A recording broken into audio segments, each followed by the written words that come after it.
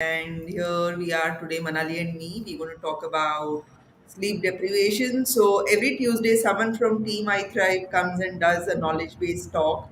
Usually, the first Tuesday of the month, it's the men and the boys from iThrive, and then we go deeper into knowledge-based, research-based conversations. So today, Manali, who heads our R&D division in iThrive, right? She is here, and honestly, I'm just going to be asking her questions, and she's going to be really answering a lot of the technical questions around sleep. But we thought of doing this topic because people come to us with all sorts of chronic diseases, right? And then they don't realize the impact the sleep patterns or the lack of good sleep or sleep deprivation itself might have on their health. And then we have to really educate them about like sleep hygiene and what it really means to have good quality sleep. So today we just thought we'll talk about it, what our research has shown. Manali has quite a bit of data from research papers also. Yes, So ready to get started, Manali? yes, let's All begin. right. Cool. So, even before we begin and start talking about sleep deprivation and how it could be a route to disease, I just wanted to get your perspective on what is really the function. Like, why do we even have to sleep? Right, Is there a need for sleep at all? yes. So I personally feel that it is necessary. Like we right from our childhood, we keep hearing that yes, we need to sleep. It helps us, for the restoration purpose and everything. And I've also heard about this perspective that why should I waste my time sleeping when I can do a lot of things, right? But those that is like an investment, and that needs to be done in order to make use of the wake time that we have. And if we focus on sleep and today's topic talking about sleep deprivation and a route to disease, so we're also going to talk about diseases.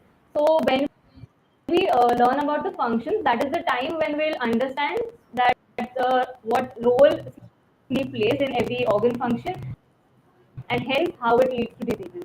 So one is like restoration. So the energy that we need for our day-to-day function that is restored when we sleep. There are also neuronal connections. So new nerves they start build up or they restore memory or sometimes that memory that we don't want, which is trivial, that gets cleansed and yes. So differentiation it all happens during the sleep time. If we also focus on the hormonal secretion, okay, there are many hormones or many proteins required for various functions. Those Manali, 1 minute. Someone from the audience is saying that there's an issue with your mic. okay. I thought I was the only one who was hearing it, but there's a lot of crackle. Okay, now how is it? It's still there. So if you disconnect the mic and speak directly into the Sure, laptop, sure. will Yes.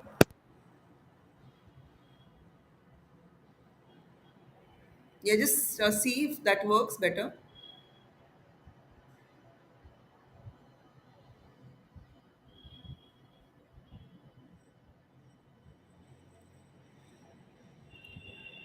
If you speak, I just want to see the audio quality. Yeah. Yeah, this is so much better. Okay. Oh, Yeah. yeah. Yes. Okay. Yes. So we were speaking about the different functions, right? So talking about the hormonal changes or hormonal secretions or the proteins that are synthesized. So all that repair mechanism and rebooting kind of thing happens during our sleep. So if we talk about hunger hormones, that is ghrelin and leptin, so that help in regulation of how hungry we feel or how much food we require. All that regulation is also done during the sleep time. So the weight management, and if that is not done correct, then it would lead to obesity. So that is one function, and I think we could go to the disease parts later. Yes. Cool, cool. Also, like what you were saying, right? Like memories that are useless kind of get discarded. So there's also the synaptic pruning that happens, Right. which is why habits are actually really important, right? So whatever you repeat on a daily basis, I had read this long ago, this article, where your brain kind of starts laying neural pathways in your sleep. Like there's glial connections happening. There's literally like a washing machine going on in your brain with the cerebrospinal fluid. So what you do on a day-to-day basis, like the habits that you're following, if you keep doing that again and again, those pathways get reinforced, right? And that's how even new skills are learned, like consistency. And that's why consistency becomes so Right. important, that if you do it every single day, your brain is going to start laying neural pathways for making that a skill, a part of your conscious and subconscious, like unconscious competence also. Yes. And so that's another function of sleep. From the spiritual woo perspective, I think in sleep you get to travel many dimensions. Like in the day you're so conscious and you're like aware of having to move your body. So I know like a lot of people do lucid dreaming, astral traveling in sleep, right? So those of you who are looking beyond the physical benefits of sleep, there's also that aspect to it where good quality sleep really becomes important. But I think you stated out really well that sleep is something that is a restorative, regenerative process, and we really need it every single day. So then, which leads us into the segue, right? Like, okay, if you don't have enough sleep, what happens? Yes, so it starts from like you said, there are physical aspects and there are mental aspects also. Right. So with like if we start with it, like loss of one night sleep maybe leads to loss of some memory or confusion or irritability. Those are like smaller, like lower scale symptoms. And then over time, if that is that becomes a pattern, or over time it has been that there is a sleep deprivation, a lot of sleep loss. So it could lead to dysregulation of the hormones, as I said. So it could lead to your video went off. Sorry. I have no idea. Let me just change my settings for video. Hold on. Yes. Yeah.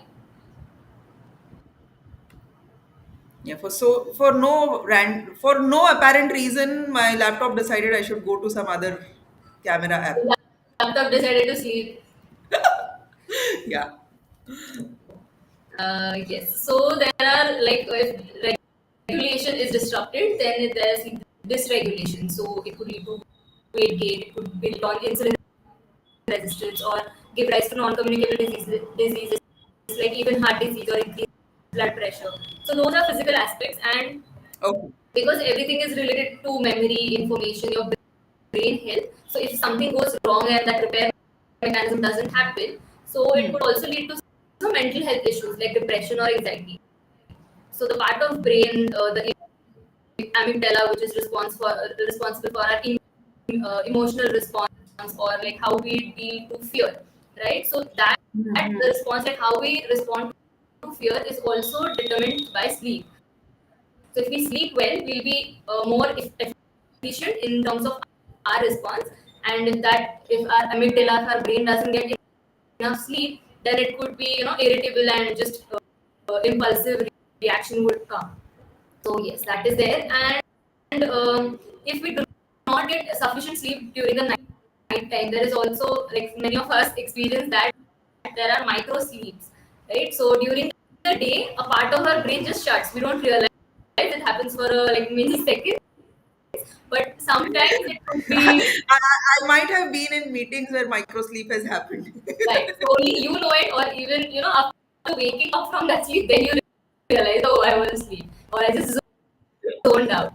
So, like, it could also be dangerous. So, if during driving, so it is called morning drowsiness or drowsy driving. So, at those times, it could be really difficult. And like we humans are poor to judge when this will happen, like you said, and how to prevent it, right? So, only if when it happens, at that time we do realize. And I think that's a rather dangerous outcome, right? So, I like we know, like, you had research papers also that you were showing, right? So, I remember reading this article sometime where people, like, someone had written that during World War II, for prisoners of war, sleep deprivation was one of the torture methods. Right? They wouldn't let the prisoners sleep, and then the repercussions, the psychology and the emotions and all of that would happen out of that itself was a torture method.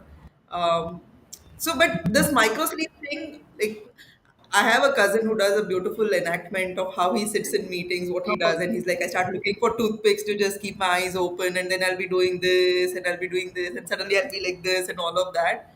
But in the family, we actually had so I remember my uncle and cousin were traveling like post Diwali lunch. We were all traveling. They were coming back to Pune or something, and the driver actually went through this moment of micro sleep, right? And that moment is when the car crashed. So I mean, both of them are alive, but it was a pretty major accident, needed Right. surgery and all of that. And it was that literally 5 second, 10 second lapse of conscious awareness where the car just careened off. I remember coming back from Mumbai like a couple of months ago in the night, and I was like live tweeting about it. Whether if I die at this moment, then like someone will have my tweets to say that this is what happened. But I could see this guy was really like his eyes were just shutting like that, right? And I kept speaking with him, and I kept like asking him to change the music and stuff like that. And then I asked him, what did you do all day? So he had like done one trip the previous night, Right. and then he had taken local trips within Mumbai, and then the morning he had come to Pune. From Pune, he had gone back to Mumbai, and then my drive from Mumbai to Pune was happening. So he'd not gotten sleep. He was just doing tea, coffee, and all of that, and like I could see what was happening on the night drive back home, because in the end the body is going to demand that sleep, right? So yeah, that the micro sleep thing is dangerous, but also from the perspective of actually physical, like we work with chronic diseases so much, right? Like lifestyle diseases, so anxiety, emotion, psychology is one. um, you were showing me papers on that, so if you can like there's a share screen option there right next to the Yeah. video icon. Yes. Yeah, you can share your whenever you're ready, you want to show those in case you want to the Yes. audience. I Yeah, think just as we're talk speaking about. now, now is the right time to show that. I even Yeah, have highlighted a bit of it. yeah, So this is the. I think you can see the screen, right? yeah, I have just put it on here. Yeah. Now you can see. Yeah. Right. So this is a review paper titled "Consequences of Sleep Deprivation." So it's a beautiful paper. They've highlighted everything, even the consequences. Like they've talked about anxiety, depression, hormonal health, and I would like to show this beautiful table. Can you read this? Is the text visible? It's a little small, so if you can increase the Yeah. Chrome in the browser itself, you can increase the zoom, right? Then here it will be visible. Now is it better? Yeah, much better, much better. Okay, so I think this was a study that they conducted, and it was a human study. So they have shown the symptoms night-wise. Okay, so I've highlighted the ones to easily read. So night one was like a slight discomfort, which I think we all must have done sometimes in our life.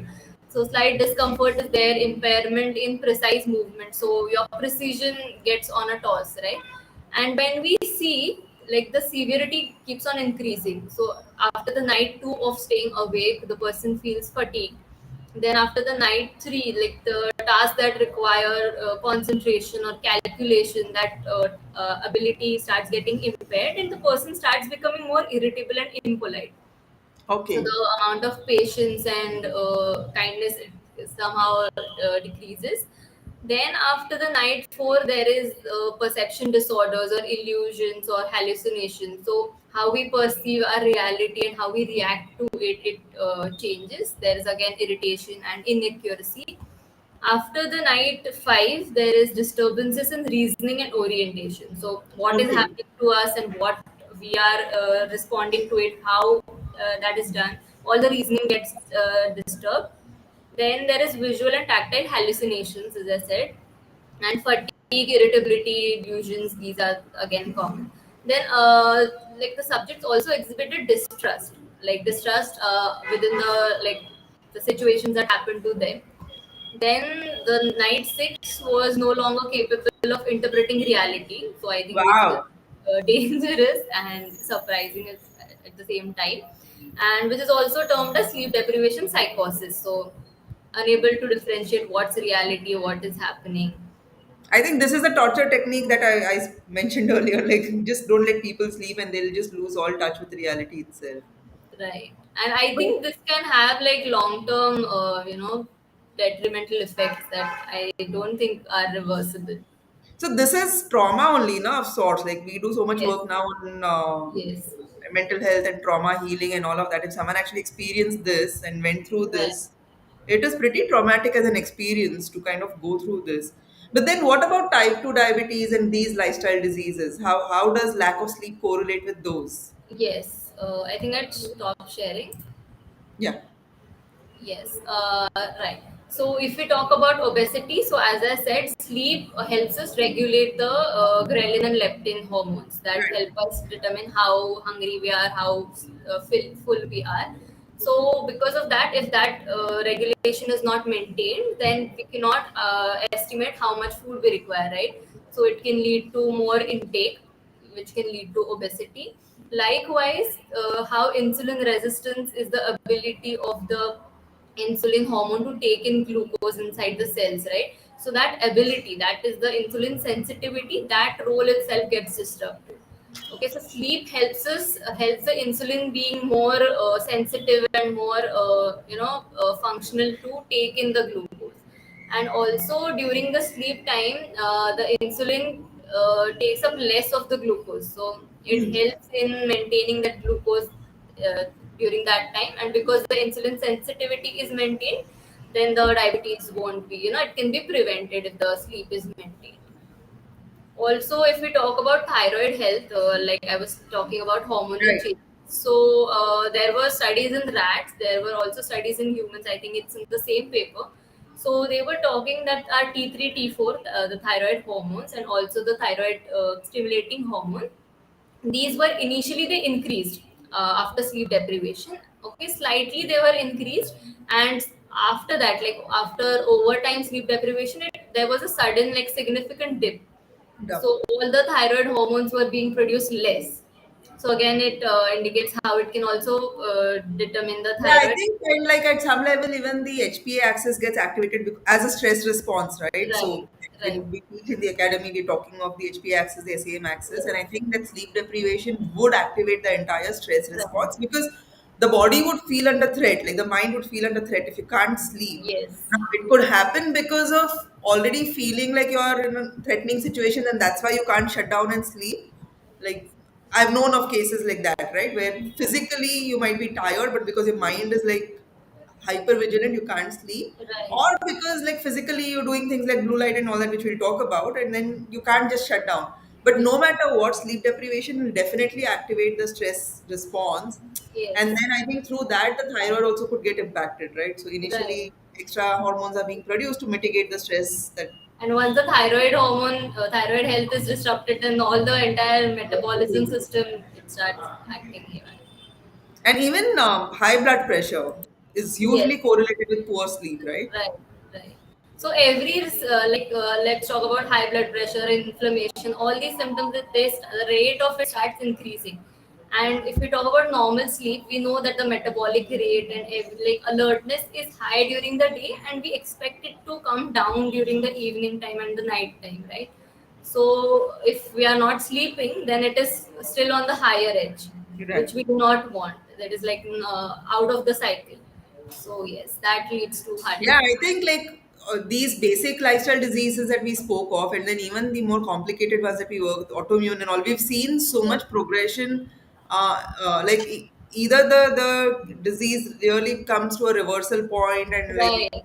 if sleep is improved, but if sleep is not good, then we also see limited results in our case, Yes. client cases, right? Yes. So I mean, that's why we have so much focus on sleep and improving Yes. people's Even sleep. during talking to our consults, when I take the consultation calls, even like the people, they themselves know that this is what is going wrong, and this is Right. a simple intervention that if we take care of our sleep, it would be reversed. And I think our client also suffering from high blood pressure. There was a simple solution of sleep regulation, and Yeah, it yeah, yeah. I remember you had worked on that case, right? yes, and like it was a direct correlation. The night he slept for 8 hours, the blood pressure was on itself regulated.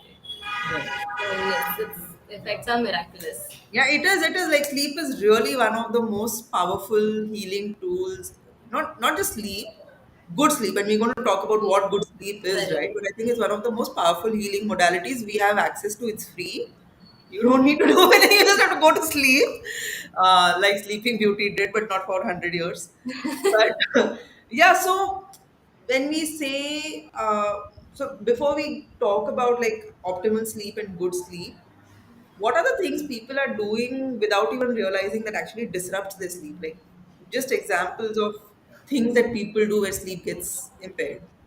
Okay, so one that I can think of is intake of caffeine, like any time of the day or the dosage is also can be high. They don't know how much they require for alertness and how much can disrupt their sleep wake cycle.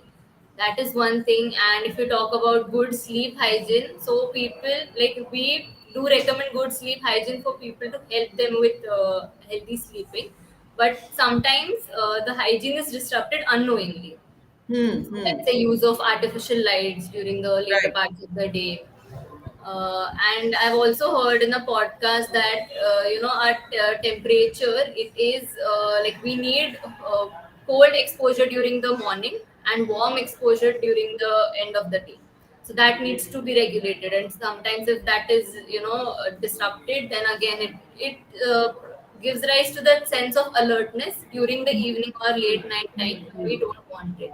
So unknowingly all these things keep happening, and I think the contemporary lifestyle that we all are living now, even during our consultations, I know that people wake up early to drop their children off to school.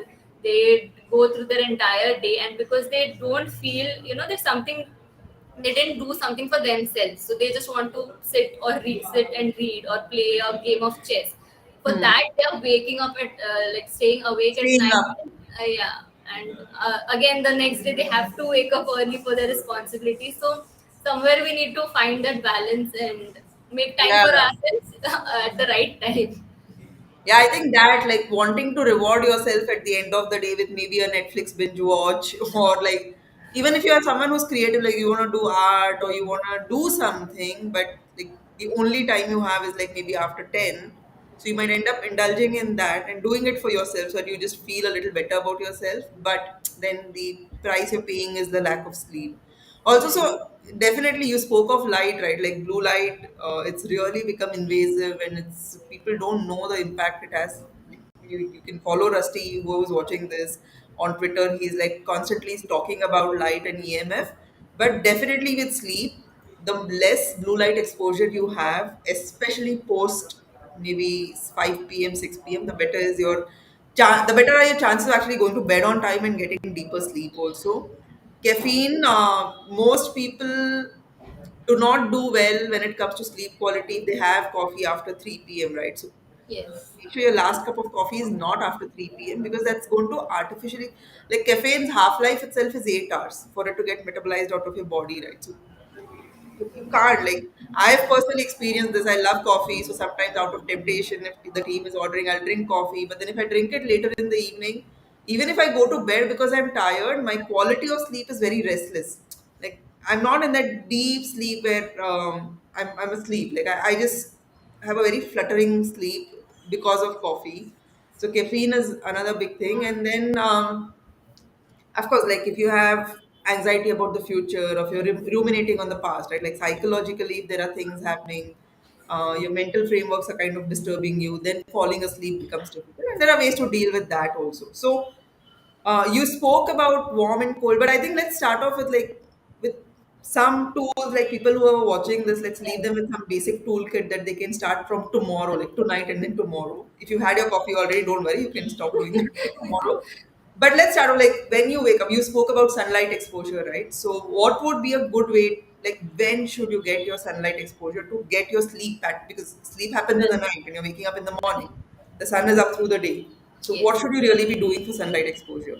Yes, so getting sunlight exposure at like the moment you wake up. Okay, so the cortisol, which keeps us awake, alert, is really secreted in the daytime, and melatonin, which helps us fall asleep, it is secreted during the evening or night time. So we need to keep that cortisol up, and if we are exposed to sunlight at the very start of the day, at that, because that is like a signal that okay, this is morning, we need to wake up, and that the same stimulus will help us fall asleep at time on this very same day.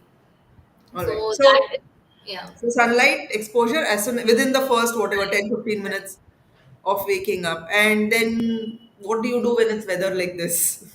Yes, so we need to just increase that time. So Okay. how we get sunlight for vitamin D, right? During the summer times, we need less exposure. During the winter times, we sometimes rely on supplements, or we need more exposure. So if we need 5 minutes a day during a bright sunny day, we probably require 20 or 25 minutes, like Oh, more okay. time. Yes, and while I'm saying this, the direct exposure is also important. So the windshields or a sheet of layer won't help, because it will again increase the time required. So we need the direct And I exposure. think also Rusty is written about this, how that glass and the plastic Yes, blocks a lot of the right, right, infrared light, which is what your brain right. needs. Yes, So and yeah, it's a so better I way to didn't get know this. up. That like just increasing the time would be enough to kind of make up for the lack of direct sun even on cloudy Right. days. Okay, cool. Yes.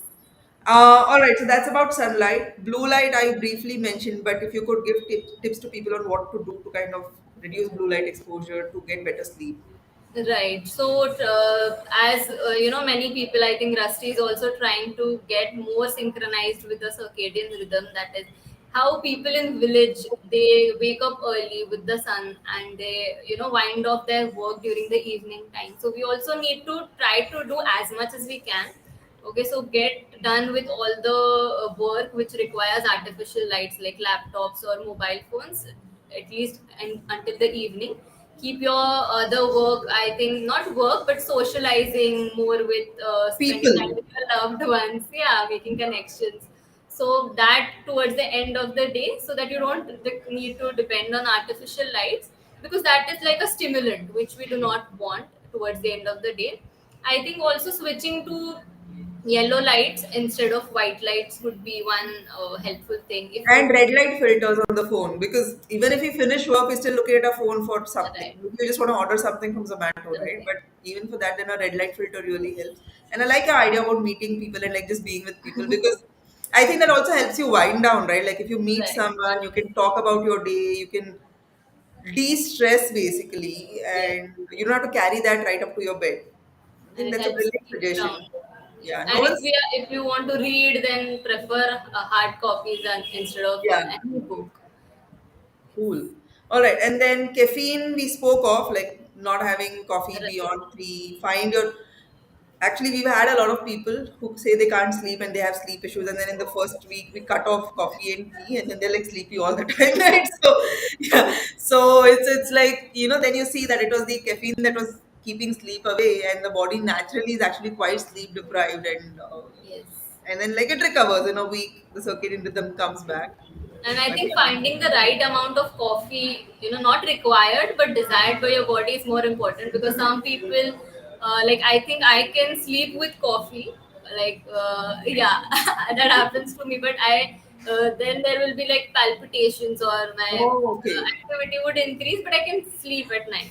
And I Oh, think the next day, like for studies, for exams, I have tried it that you can have a cup of coffee and sleep, and the next day it keeps you stay oh, alert during the exam. wow. Okay, that's a And unique metabolism. a better solution to it is having an apple. So it's like non-habit forming, and it does the same function basically. Apple, Yes. So I like used caffeine. to, yeah. So I used to stack, if I have seven papers, seven exams. I used to bring seven apples and keep one ready for each paper.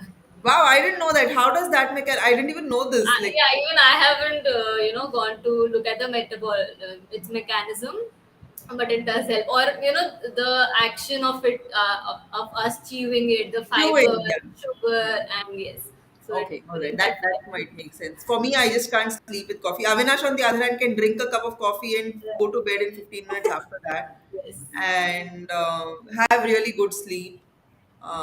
But I can't. And then for a lot of people, coffee can cause gut issues, right? And that yes, kind of can disturb. Or coffee is a diuretic, so you drink right, it, it might want you, like it might make you want to go to the restroom often, and that could disrupt your sleep. So yes. better to keep your coffee consumption off after 3 p.m. So the cold exposure, warm exposure, can you elaborate a little bit on that? How that helps with sleep? Uh, yes. So again, And cold exposure. not just how, because you mentioned that a little bit, Right. but also what should one do? Like in a country like India, how would we do that then? Yes, so whenever we go for saunas or something like that, some heat remedies or heat modalities, we can keep them, we can schedule them towards the end of the day. And like cold exposure, so having cold showers in the morning. So because we also know that heat is like, relaxing. Relaxing, yeah. Yeah, so even exercise, I think we didn't touch that. So Yeah. exercise also helps in regulating our sleep wake But is it cycles. better to exercise in the morning or in the evening? I think again it depends on the genes. I've also come across a paper that women get more benefit from exercising in the morning, and likewise, like men require it in the evening time. And Oh, it also depends on the genes. Also, it depends on our goal. If you want to gain muscle or lose muscle, or if it has to do anything with right. weight. So I think that is quite bio individual.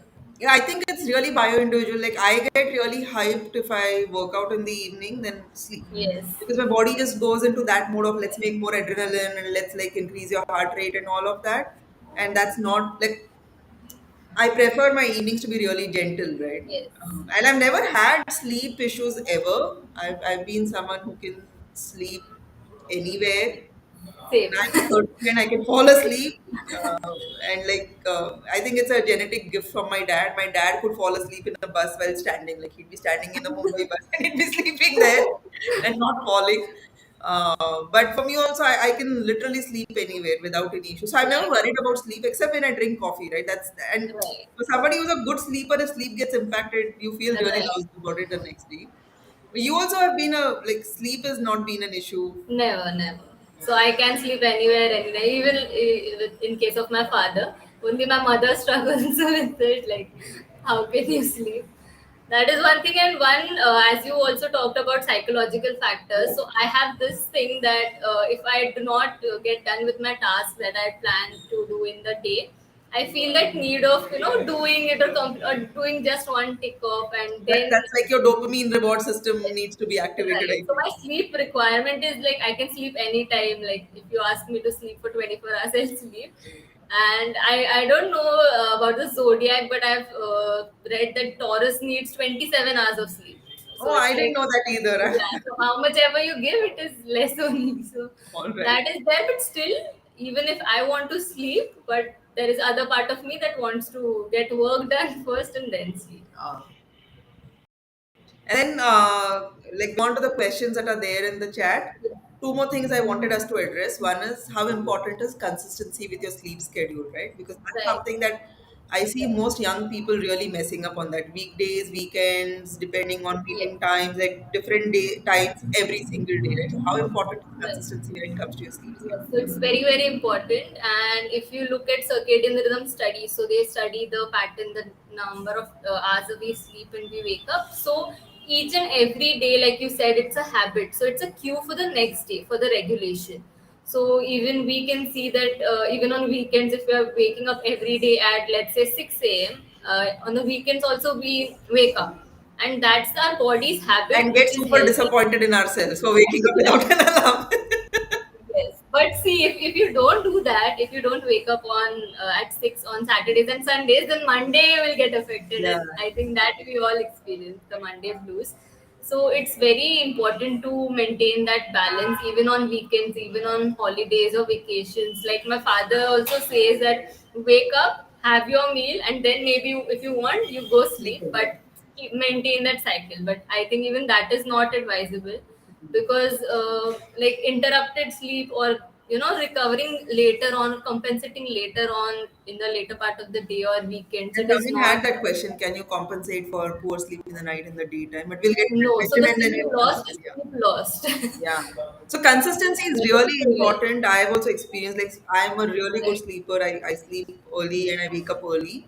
But on weekends, on the rare instances that I might sleep in, right, which is for me 7:30 a.m. or 8, I feel very groggy after that. Like I just don't Yes. feel refreshed and I feel weird. Like even if I sleep maybe for 6.5 hours or 7 hours, but I wake up at my usual 5 a.m. time, I feel fresher than I would if I woke up at 8. Right. Unless I'm sick, like of course, illness is a different ball game, and illness It you need requires more. sleep, right? So that's a different thing. But on regular days when I'm not sick, I feel better when I wake up at my standard time itself, even on weekends. And then often I don't know what to do, like everyone else is sleeping. So Yeah. um, Do whatever, but yeah. just stay Then awake. I meditate and then I just use that time for that. And then supplements. That's something I wanted you to Right. address before we go into Right. questions, right? So, Yes. are there supplements that really help with improving sleep quality? Yeah, so even before going to supplements, I would like to say that I think we all know that sleep is essential for our immune response. So, there are mental and physical health issues. There is also compromised immunity if we don't sleep well. Right, Okay, right. like I forgot we, that. yes, so we tend to, even in my case, if I don't get the week's sleep properly, after a week, like my body would ask, like, okay, go sleep, you need rest, and it is a sickness which is out of nowhere. There was no exposure, or there was maybe a cold, like normal flu exposure, but there was nothing.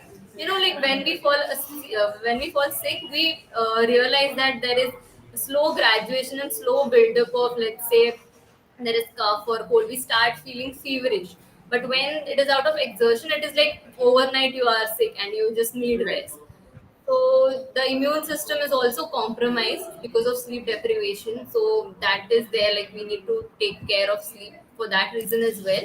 And if we focus on supplements, like I said before going on to supplements, because melatonin, the hormone which I said, it can be also taken in the like natural form, but through supplements. But before going on that aspect, we need to check that if there is any psychological right, factor right, that right. is keeping us from sleeping. If you have ruled everything down, and if you ruled everything out, and if you think, um, Mugdha, can you hear me? Video.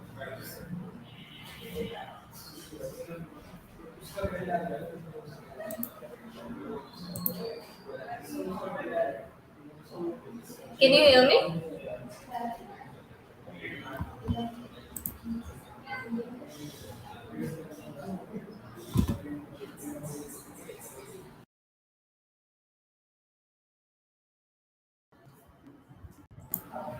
Yes. I think we are back. I think it was just an internet Yes. glitch, right? So, Right. yeah, you were talking about melatonin.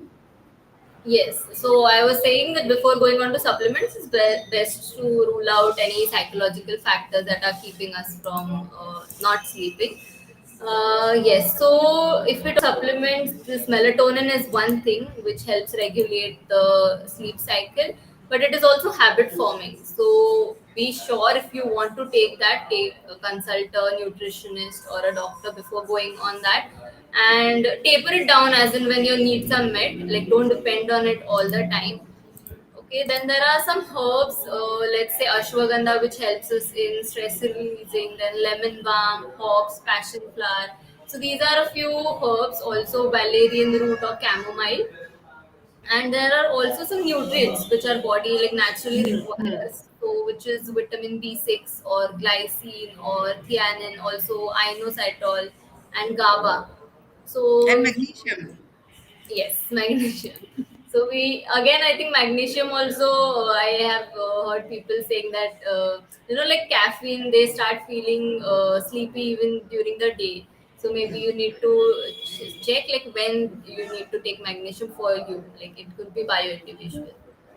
Yes. Yeah, but we've seen like with our magnesium glycinate, right? We've seen so many reviews. People are saying like the sleep has improved, right? Like Right. immediate improvement we're seeing in people's sleep quality with magnesium. So before you go to melatonin, like Manali was Yes. saying, that's a hormone and you don't really want Right. to unnecessarily pump in hormones. So melatonin has many benefits. Magnesium would be the first one, along with your B complex, and then herbs like ashwagandha, Yes. chamomile. So these are good. All right, let's go to questions. Then, is there anything else that we missed that you want to talk about? I don't think so. All right. So yeah, Ria is asking, can sleeping during the day help compensate lack of sleep during the night? No. So as I said, the uninterrupted sleep during the night time is the best way to go forward. If you lost somehow the hours of sleep, like Mugdha also said, waking up early was better than sleeping in late, right? So maybe you could compensate on that during the next day. So sleep on time and redeem that then, All because right. the loss that it does, it cannot be reversed. All So right. that is. What about age? Does age have anything to do with quality and quantity? Like, does your quality and quantity of sleep start declining as you start aging chronologically?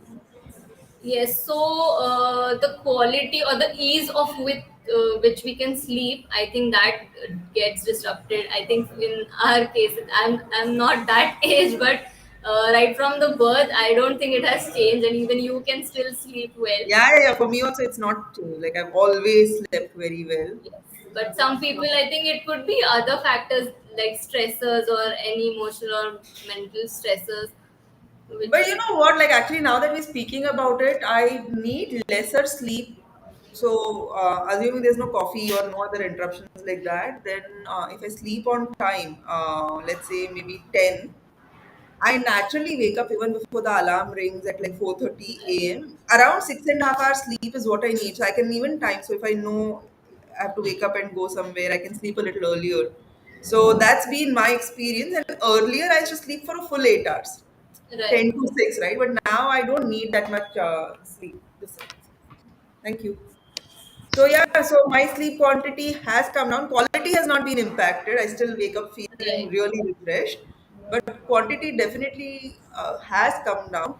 And I think even Avinash has experienced that. Like his need for Okay. sleep is much lesser than how Yes. much sleep we used to need when we were younger, which is Right. surprising because I thought like as our bodies are aging, maybe we need more repair and But rejuvenation. I think yes, so this is temporary, and when you age more, like even more, I like mean, when when we we get talk like about really old and when we have white hair, we like we just sleep sleeping. yeah, when we talk about the geriatric population, I think again the sleep requirement increases, and people sleep, they give into sleep, and then they're happier also because of that.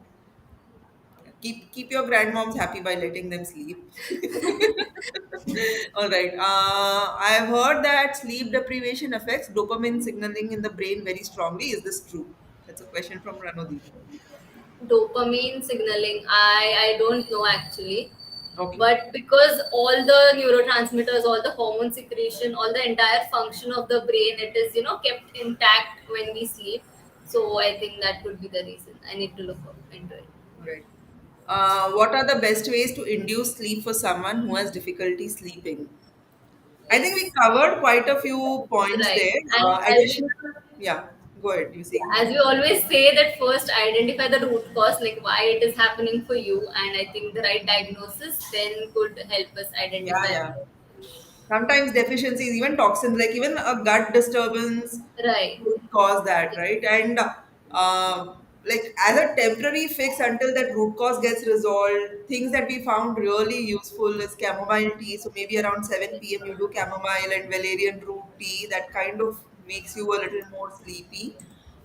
Switch off, like make like it all yellow lights, and that also not very brightly lit, right? So in a room you could just have a one yellow light that's just basically lighting up the room.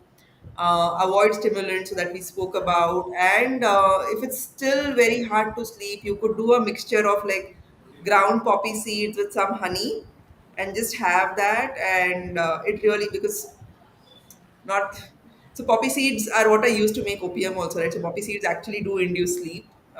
You will notice this in any mithais that you eat that have a lot of poppy seeds. You start feeling sleepy after Right. that. But it works, right? And again, it doesn't create dependence like a drug would.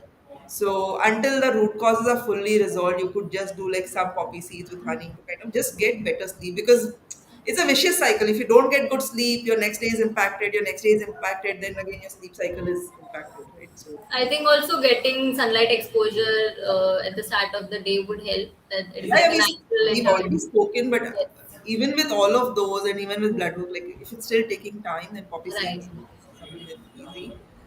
Please give some insights on disturbed sleep affecting blood pressure. I think we spoke about that already. What's your opinion on an afternoon nap? Afternoon nap. So I'd like to tell the mechanism, like how even caffeine works. So there is adenosine that starts building up throughout the day, and at the end of the day, because it is accumulated, we feel sleepy, right? And caffeine, how it helps the inhibition of these buildup of adenosine. So I think like naps also does that. Like at times when required, even I think in Japanese companies also they promote or they Yeah, ask there's you. a word also for it. I forgot that. Yeah. Okay. Even I personally would like if if we get if here also we do have those the The beds on the floor. way to do that. Yes, and I think it's a personal thing, and it should not exceed 20 minutes. Like it should not be an hour long nap. It should be So like a you would super. recommend then putting an alarm, like going down for a nap, putting an alarm, and then waking up in within Yes, 20 minutes. Is it yes. okay? And as we're talking about alarm, so how I talked that there is like sunlight exposure is better. So light is like a stimulus which is slow. So when the sun rises, it's a slow signal instead of Right. sudden sound which is Right. waking you up. So yes, All right. And yeah, I think like I also someday I don't really need afternoon naps, but sometimes it feels good to just lie down and close. So there's this non-sleep deep rest also, right? Like NSDR, which is you're yes, not sleeping, but you're just taking a break middle of the day. We're just completely relaxed and resting your body, not doing anything, not scrolling on the phone, and just closing your eyes and allowing yourself to relax. I think even that kind of just gives, and I think some of us do that like during lunch yes. when we do NDSR, NSDR, non-sleep deep rest. All right, people who experience sleep issues due to anxiety and overthinking, what tips can be suggested to them? You were speaking about gratitude journaling and like you're planning your day out. Maybe that is okay. Yes. So, yes. So, like I said, I need to do or get things done that I planned on that day.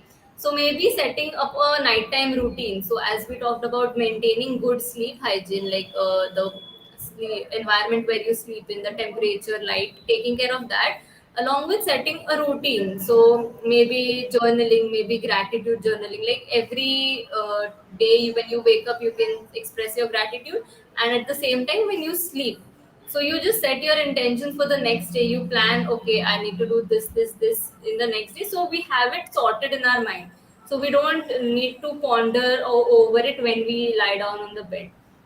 So I think that is what intention is there, and with practice I think our mind then can rely that okay, I'm taking care of my strategies during the night time, so then yes, I can sleep.